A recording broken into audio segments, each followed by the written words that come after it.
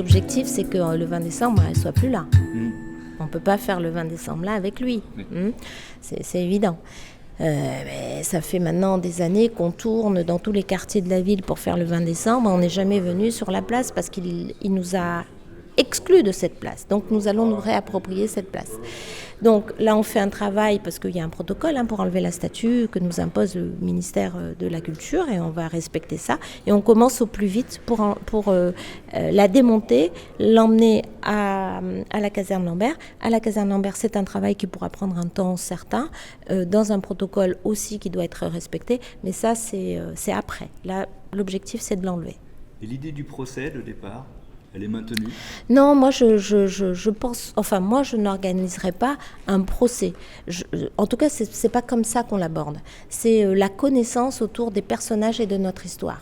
Et dans la médiation du 20 décembre que nous faisons avec les associations, on fait ça depuis longtemps, par exemple avec Mira Partage qui nous a fait le camp avec le tissu associatif dionysien l'année dernière pour le 20 décembre. Les gens apprennent l'histoire.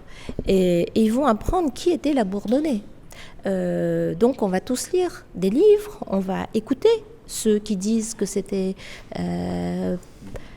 quelqu'un qui donnait des maniocs à des esclaves.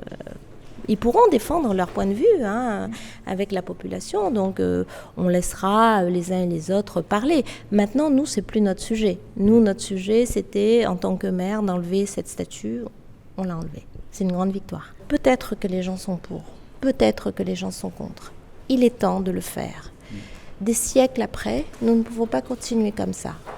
Et un référendum ne serait pas une bonne idée ? Pourquoi faire les référendums ? Pourquoi faire ?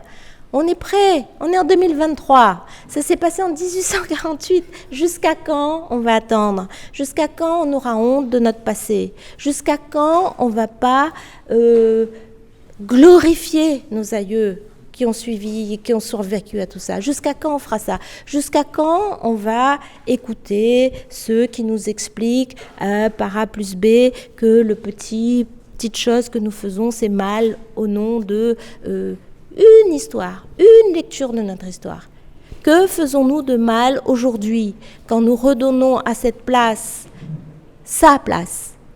Que faisons-nous de mal en mettant ce militaire à la caserne Lambert ? Moi, je voudrais que les gens le disent.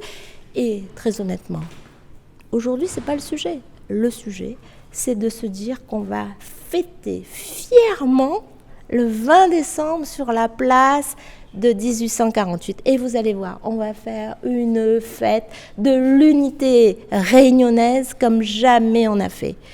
Et vous allez voir la fierté, malgré ceux qui veulent qu'on n'ait pas cette fierté. Vous allez voir que cette fierté réunionnaise, elle va être vivace et elle va être de toutes les couleurs le 20 décembre 2023. C'est un débat qui a duré pratiquement 1 an et demi. Au début, on partait de la parole de président Macron disant on ne déplace pas les monuments historiques. Il y a eu plusieurs débats. Qu'est-ce qui a fait évoluer la position de l'État ? Ce qu'a dit le président de la République, c'est qu'il ne faut jamais vouloir effacer la mémoire et effacer l'histoire. Voilà. Il a dit aussi qu'il fallait connaître toute notre histoire et travailler sur la meilleure compréhension possible de toute l'histoire de France. Dans sa part d'ombre comme dans sa part de lumière, il a, comme ses prédécesseurs, contribué à ouvrir les archives, à faire mieux connaître, etc. Ce que nous avons travaillé avec la mairie, ça a conduit à dépassionner le débat, parce qu'il ne s'agit pas de déboulonnage, il ne s'agit absolument pas d'effacement. Il va y avoir le déplacement de ce monument avec l'accord des autorités du ministère de la Culture, parce que c'est un bien protégé. Ça va être l'occasion de le restaurer, ça va être l'occasion aussi de mieux le mettre en valeur et de faire un travail historique et scientifique sur la figure au moment où ça sera installé à la caserne Lambert. Donc voilà, c'est pas moins d'histoire, c'est plus d'histoire, c'est pas du déboulonnage, c'est un déplacement parce que ça permet évidemment de faire évoluer l'espace public, ce qui est normal. Donc c'est pour ça qu'on est satisfait ensemble de cette solution. On peut peut-être parler d'une certaine évolution, à savoir qu'au début c'était des indépendantistes ou des identitaires de Guadeloupe et de Martinique qui déboulonnaient des statues. Aujourd'hui, ça se fait de manière concertée. Oui, Est-ce que ça peut aller plus loin ? Je pense à la revendication sur la statue de Colbert. Est-ce que l'état d'esprit à La Réunion n'est pas du tout celui qu'on peut avoir vu à quelques endroits de la part de certaines personnes qui, de mon point de vue, ont des expressions excessives et radicales. Voilà. L'état d'esprit à La Réunion, c'est d'un territoire qui est pleinement dans la République, mais qui veut légitimement assumer la totalité de son histoire. Et l'espace public, la vérité, c'est qu'il est aujourd'hui occupé et dominé par une certaine vision historique. Et donc, c'est pas faire injure du tout à ceux qui ont été là avant que de dire qu'il faut compléter l'histoire. Pas la diminuer, mais la compléter. Qu'est-ce qui fait que l'esclavagisme de Maille-de-la-Bourdonnais puisse être accepté dans une caserne? Maille-de-la-Bourdonnais, c'est quand même la première moitié du XVIIIe siècle, c'est-à-dire il y a 3 siècles. Les parts d'ombre qui ont été évoquées, en ce qui nous concerne, nous gardons bien de porter un jugement dessus. Nous valorisons simplement le fait que cette figure de notre histoire, de l'histoire de notre pays, a été aussi celle d'un administrateur, d'un organisateur de nos îles, que ce soit celle de la Réunion et surtout celle de l'île Maurice, d'ailleurs, et puis encore un peu au-dessus.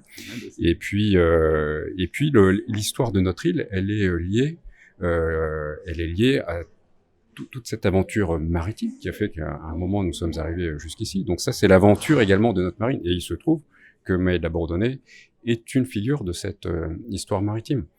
Maille-de-la-Bourdonnais avait donné, c'est le nom qui avait été choisi, qui a été choisi à 2 reprises pour baptiser un bâtiment de la Marine nationale à la fin du 19e siècle et au cours du 20e siècle. Donc c'est bien ce côté de l'officier de marine à qui des missions d'envergure assez extraordinaires ont été confiées, qui est valorisé, et ce qui n'empêche pas, évidemment, d'avoir chacun notre lecture, notre compréhension, notre appréciation de l'histoire dans son ensemble. Mais il faut, je pense, bien contextualiser les différentes approches. Ouais. Là, ce que nous allons accueillir, en fait, c'est, si vous voulez, c'est le monument tel qu'il est actuellement, dans son ensemble, avec son socle, ses grilles. Ça, en fait, c'est un ensemble classé et qui va être replacé. Si vous avez aimé cette vidéo de Parallèle Sud, média réunionnais indépendant, partagez-la. Et si vous voulez soutenir la liberté de la presse, faites un don sur notre site parallèlesud.com. L'info est un droit, mais elle a un prix.